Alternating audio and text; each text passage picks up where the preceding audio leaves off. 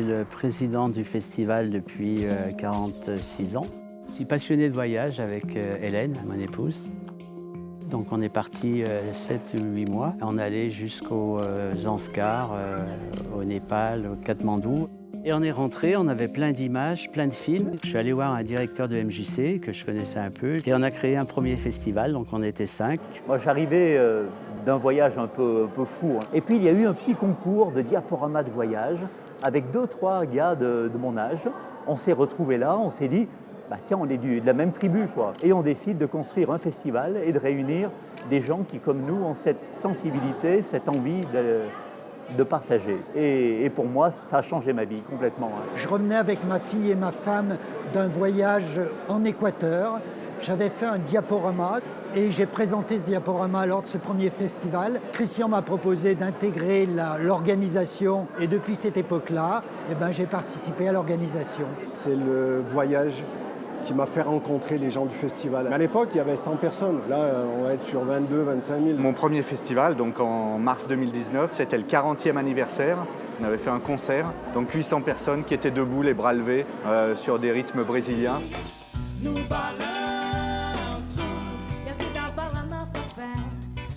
Mon entretien d'embauche, en fait, où je me suis retrouvé en face du président Christian Goubier. Et tout de suite, le contact, tout s'est bien passé. J'avais vraiment l'impression déjà d'être entre amis. On est une association, mais avant d'être une association, on est une bande de copains. Et on se connaît donc depuis 45 ans ou un petit peu moins pour certains. Florence Costet, organisatrice du festival depuis un bon moment maintenant. Et actuellement, je suis plutôt vice-présidente du festival. Je m'occupe essentiellement de la réalité virtuelle. Aujourd'hui, il y a un film proposé, plutôt un film 360. C'est Marin des glaces avec Thomas Torder. Donc on se retrouve plongé dans l'Antarctique sur un tout petit bateau. Le deuxième film, c'est La Grotte Chauvet, qui est un peu plus technique. C'est un film d'animation où on peut prendre la torche et puis éclairer les parois de la grotte. Agnès Gallet, qui a développé tout le prix littéraire qui fonctionne super bien maintenant, puisqu'on a plus de 50 médiathèques qui participent. Et on s'est dit il y a quelques années que la restitution du voyage pouvait se faire autrement que par un film. Ça pouvait également se faire par un récit. Et donc on a souhaité mettre en avant les récits de voyage. Donc on fait chaque année une sélection et on a proposé aux médiathèques de mettre en avant cette sélection dans leur structure. La lecture, c'est avant tout un moyen d'évasion. Ça peut être un récit de voyage, mais ça peut même être un roman qui nous fait voyager. Ou un essai, voilà, toute lecture pour moi est un voyage. Alors ce festival, c'est devenu un événement dans lequel on va rencontrer et faire rencontrer un public avec des voyageurs, des aventuriers, des passionnés. L'ambiance qu'il y a ici au centre des congrès au mois de mars avec Curieux Voyageurs, c'est assez unique. Mais c'est dû à notre histoire, c'est dû à l'équipe, c'est dû au fait que ça pérennise et que les gens qui ont créé ce festival sont toujours là. C'est un échange. Une grosse convivialité à Saint-Étienne, c'est très très important. Il y a beaucoup de voyageurs et de films qui font une promotion de la préservation de notre planète, de l'environnement. Ayant tous beaucoup voyagé, on est sensible à ça. Si on s'appelle Curieux Voyageurs, c'est tout bête, curieux voyageurs, mais c'est important déjà. Ce qu'on propose, c'est l'ouverture. Et l'ouverture, ça s'accompagne d'une grande tolérance et d'une envie de connaître ce qui nous entoure sans jugement de valeur. Ça va être l'occasion de connaître des Indiens quechua qui vivent au Pérou.